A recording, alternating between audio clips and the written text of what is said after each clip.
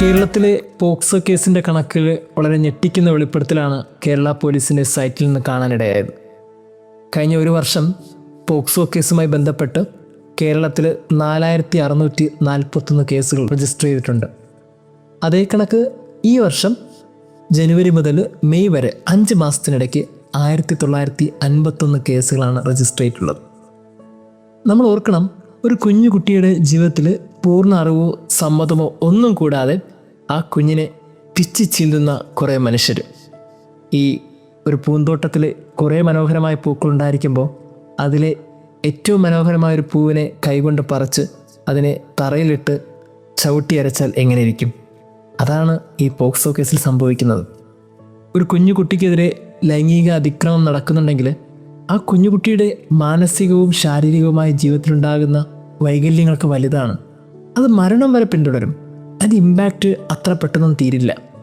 അത് ഏത് രീതിയിലാണ് പ്രതിഫലിക്കുന്നതെന്ന് പറയാനും പറ്റില്ല. അതിന് ഒത്തിരി കൗൺസിലിങ്ങിൻ്റെ ആവശ്യം വരും, ഒത്തിരി അക്സെപ്റ്റൻസിൻ്റെ ആവശ്യം വരും. പക്ഷേ ഒരു കുഞ്ഞുകുട്ടിക്ക് എന്തുമാത്രം ഇതിനേക്ക് അംഗീകരിച്ച് അതിജീവിച്ച് മുന്നോട്ട് പോകാൻ പറ്റും? വളരെ വേദനയാണ്. ഇങ്ങനെ വെറുതെ കഴിഞ്ഞ ദിവസങ്ങളിലെ പത്രങ്ങളൊക്കെ എടുത്ത് നോക്കിയാൽ മനസ്സിലാകും എന്തുമാത്രം പീഡനങ്ങൾക്കാണ് കുട്ടികൾ ഇരയായിക്കൊണ്ടിരിക്കുന്നത്. ഏറ്റവും മനോഹരമായ പുഷ്പങ്ങളൊക്കെ എന്തിന് മനുഷ്യരിങ്ങനെ പിച്ച് ചീന്തിക്കളയുന്നു? പ്രിയമുള്ളവർ, ഇന്നത്തെ ഗോസ്പലിൽ വളരെ മനോഹരമായിട്ട് യേശു ഇതിനെതിരെ ഒരു ഓർമ്മപ്പെടുത്തൽ നൽകുന്നുണ്ട്.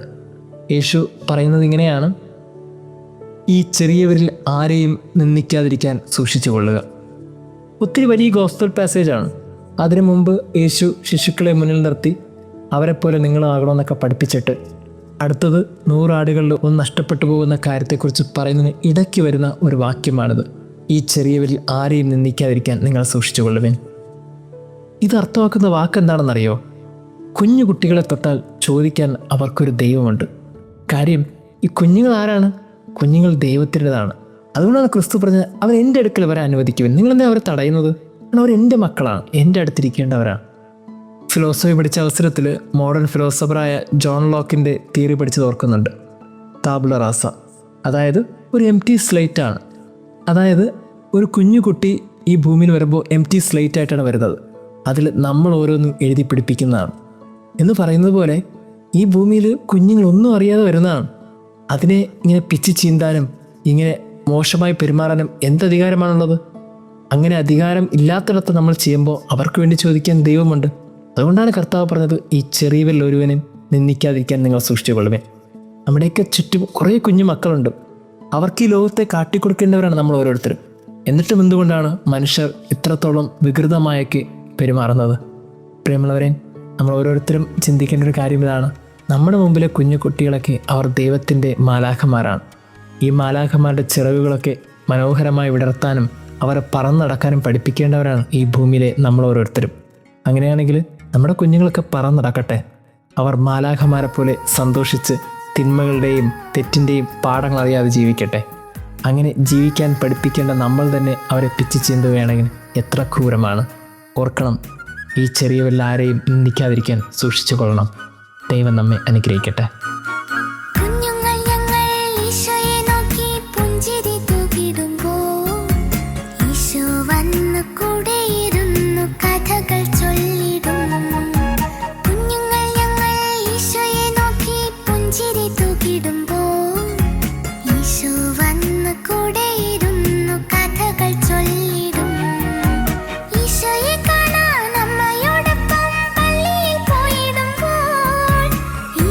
തന്ന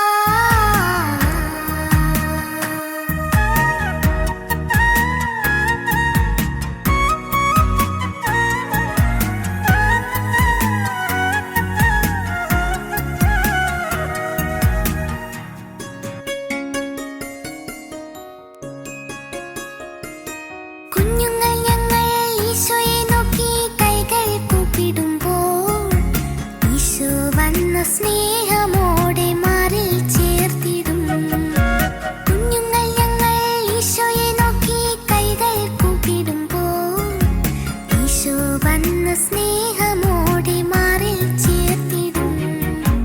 കുഞ്ഞുങ്ങൾ ഞങ്ങൾ ഈശോയെ നോക്കി പ്രാർത്ഥന ചൊല്ലിടുമ്പോൾ ഈശോ വന്ന് പ്രാർത്ഥന കേട്ട് ഉത്തരം തന്നിടും.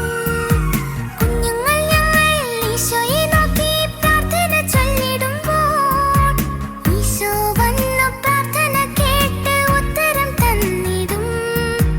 ഉത്തരം തന്നിടും. ഓ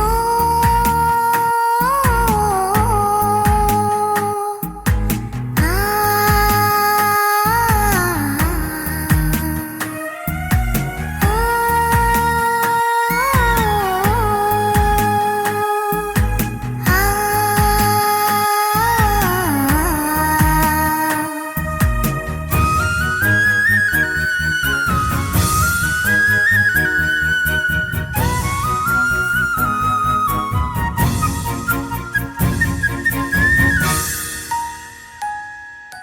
കുഞ്ഞുങ്ങൾ ഞങ്ങൾ ഈശോയെ നോക്കി സങ്കടം ചൊല്ലിടുമ്പോൾ ഈശോ വന്ന് കണ്ണു തുടച്ച് ഉമ്മകൾ